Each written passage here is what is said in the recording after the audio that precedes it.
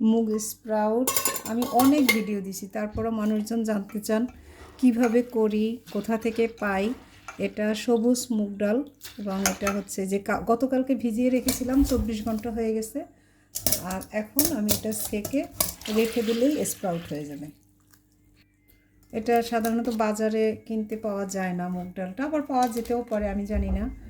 এটা আমি নিয়েছি ওই যে বকুল দাদার থেকে, এগুলো মুগ ডালগুলো নিয়ে, উনি ঠাকুরগাঁয়ে থাকেন, ওনার থেকে নেই।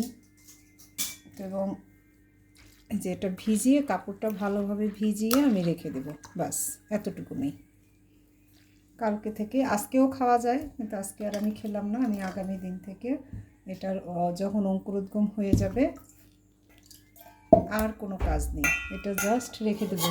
অনেকের প্রশ্ন থেকে কোথায় রাখি, ফ্রিজে রাখবো না, আমি এভাবেই নর্মাল টেম্পারেচারে এটা রেখে দেবো, বাস আগামীকাল আবার যখন অঙ্কুরোদ্গম হয়ে যাবে তখন সেটা খাবো।